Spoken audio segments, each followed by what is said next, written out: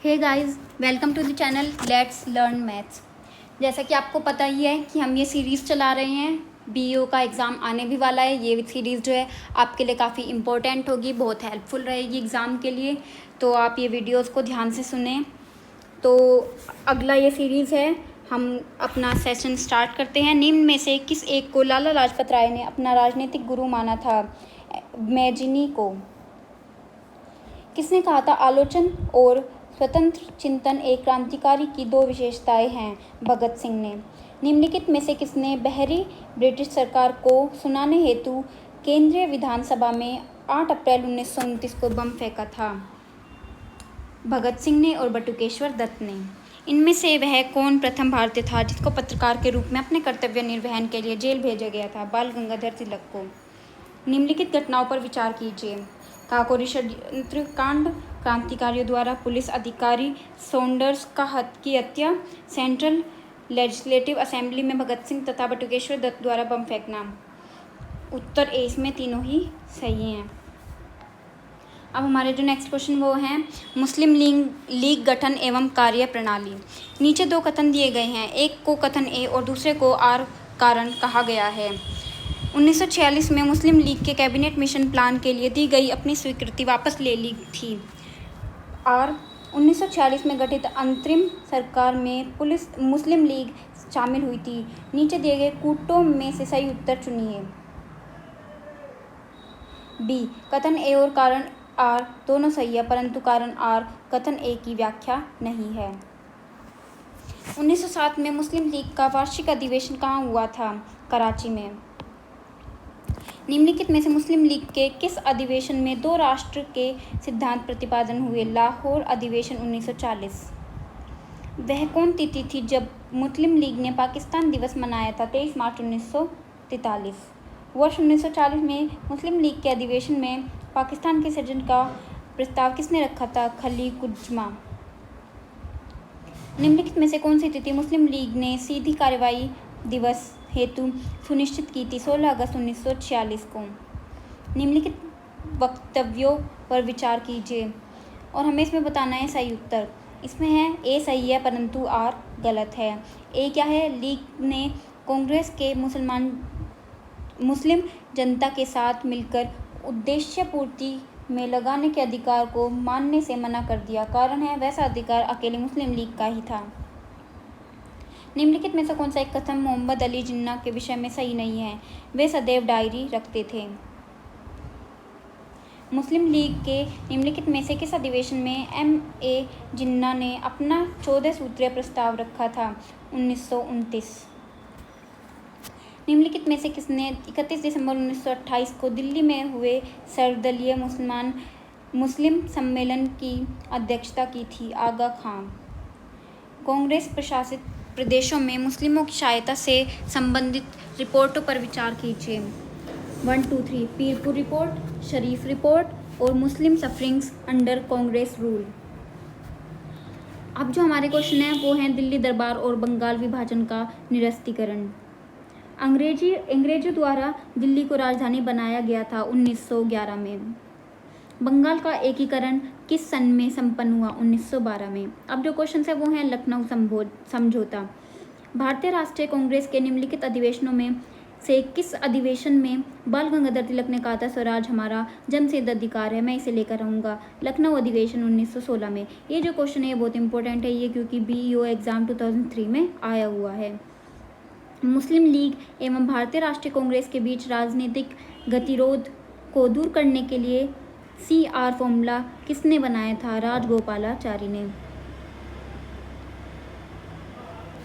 स्वराज मेरा जन्मसिद्ध अधिकार और मैं इसे लेकर रहूँगा, इस कथन तिलक ने सर्वप्रथम भारतीय सेना कांग्रेस के नामांकित अधिवेशन में व्यक्त किया था लखनऊ 1916 में।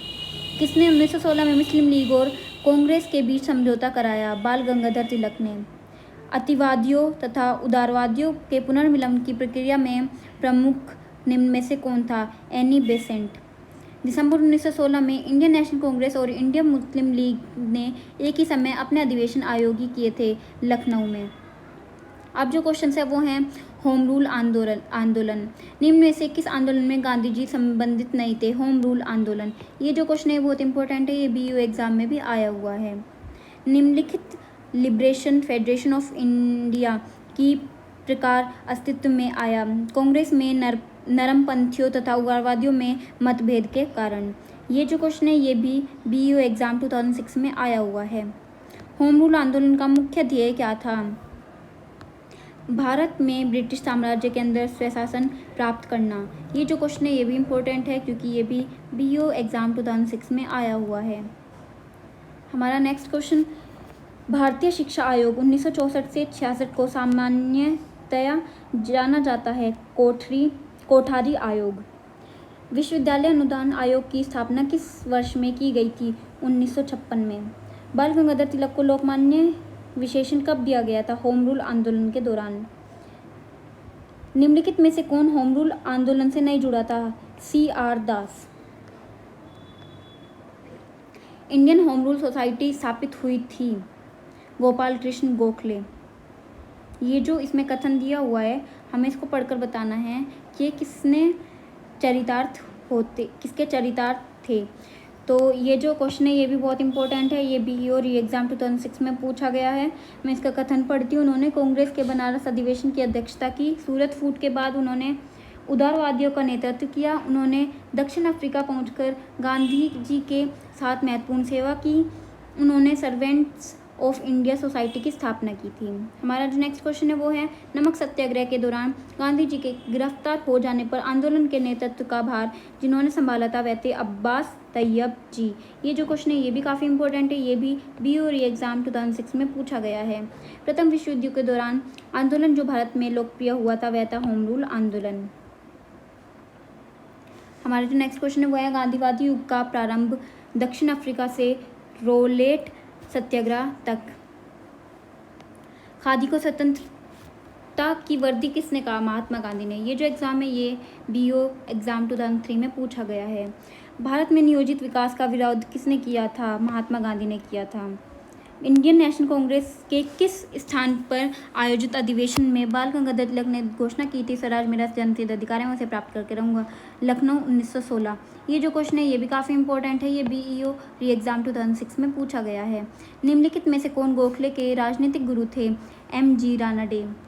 महात्मा गांधी ने सत्याग्रह शस्त्र का उपयोग सर्वप्रथम कहाँ किया था? दक्षिण अफ्रीका।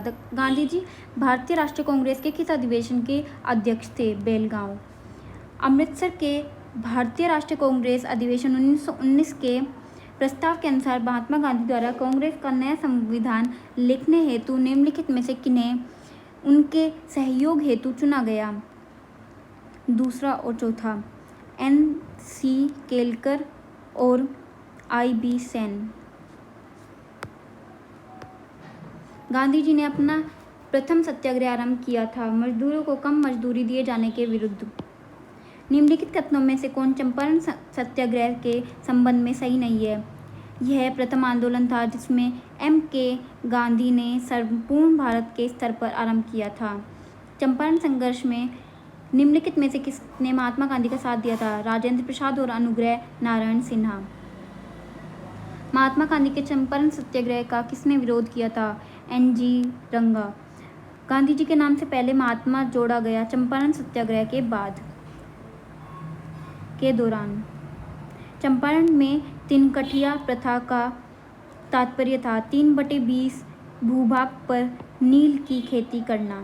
MK गांधी ने निम्नलिखित भारतीय राष्ट्रीय कांग्रेस के अधिवेशन में से किस एक को सर्वप्रथम भाग लिया था?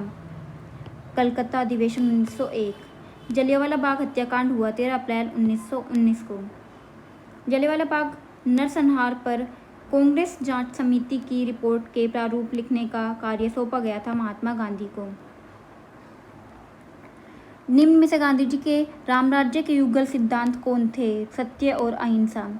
जलियांवाला बाग हत्याकांड के विरोध में निम्नलिखित में से किसने वायसराय के कार्य परिषद से त्यागपत्र दे दिया था? सर शंकर नायर। दक्षिण अफ्रीका में रहने की अवधि में महात्मा गांधी ने निम्न में से जिस पत्रिका का प्रकाशन किया था उसका नाम था इंडियन ओपिनियन। निम्न में से किस वर्ष में एम के गांधी ने हिंदू स्वराज लिखी? 1909 में। निम्न में से किस आंदोलन में महात्मा गांधी ने पहली बार भूख हड़ताल का प्रयोग हथियार के रूप में किया था? अहमदाबाद की हड़ताल में। किन दो नेताओं ने भारत के में दौरा कर सामाजिक उत्थान का कार्य किया? गांधी और तिलक।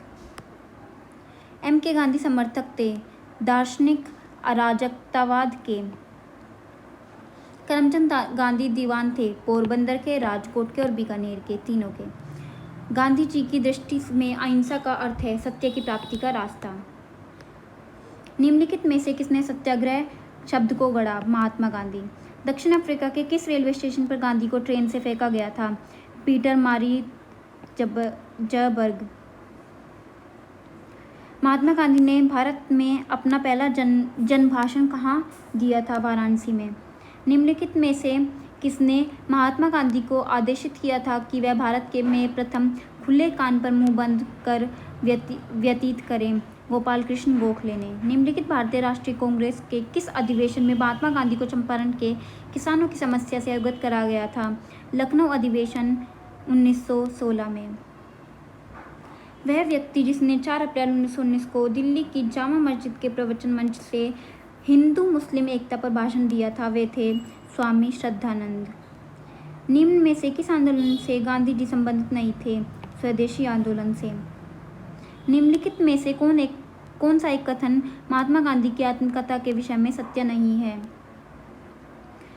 इसमें भारतीय राष्ट्रीय कांग्रेस के लाहौर अधिवेशन 1929 का वर्णन है। गांधी जी के अनुसार हिंसा का क्रूरतम रूप है गरीबी का स्थायित्व। निम्नलिखित में से किस कारागार को गांधी जी ने मंदिर का नाम दिया था? यरवदा। गांधी जी ने सेवा धर्म कहाँ अपनाया था? दक्षिण अफ्रीका में। गांधी जी ने बंधुआ मजदूरों को मुक्त कराने का अभियान कहाँ से आरंभ किया था? पटना से। गांधीयन इनोवेशन का तात्पर्य है कम निवेश से अधिक उत्पादन अधिक लोगों के लिए। निम्नलिखित में से मोहनदास करमचंद गांधी किसके लिए सर्वाधिक जाने जाते हैं? भारतीय स्वतंत्रता को प्राप्त करने के लिए निष्क्रिय विरोध करने के लिए। ब्रिटिश निर्मित उत्पादों का गांधी का बहिष्कार प्रभावी हुआ क्योंकि ब्रिटेन भारत को एक बड़ा निर्मित वस्तुओं का बाजार समझता था। निम्न कथनों में से गांधी के संदर्भ में कौन सा सही है? अछूतों की दशा में सुधार के लिए कठोर संघर्ष किया, असहयोग आंदोलन शुरू किया, सविनय अवज्ञा आंदोलन शुरू किया। गांधी के संदर्भ में निम्न में से कौन सा सही है? समाजवादियों में एक व्यक्तिवादी और समाजवादी में एक मार्क्सवादी। गोखले माई पॉलिटिकल गुरु पुस्तक किसने लिखी थी? एम के गांधी ने। एम के गांधी के अनुसार अस्पृश्यों का सामाजिक आर्थिक सुधार किया जा सकता है उनके लिए कुटीर उद्योग स्थापित करके। गांधी जी के ट्रस्टीशिप के सिद्धांत के प्रतिपादन के संबंध में निम्नलिखित युग्मों में से कौन सा एक सही है? दक्षिण अफ्रीका 1903। गांधीवादी अर्थव्यवस्था के विषय में निम्नलिखित कथनों में से कौन सा एक सही नहीं है? वे यूएसए में मशीनीकरण के पक्षधर नहीं थे। गांधी की सत्याग्रह रणनीति में निम्नलिखित में से किसे सबसे अंतिम स्थान प्राप्त है? उपवास। गांधी जी ने राजनीति का जो प्रतिमान प्रस्तुत किया है निम्न में से कौन सी विशेषता उसमें नहीं है? सत्ता। गांधी जी ने सिद्धांत के अनुसार निम्न में से कौन सा एक कथन सही नहीं है? सत्याग्रही का उद्देश्य शत्रु को पराजित करना है।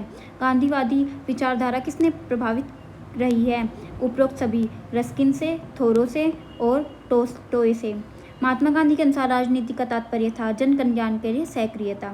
आज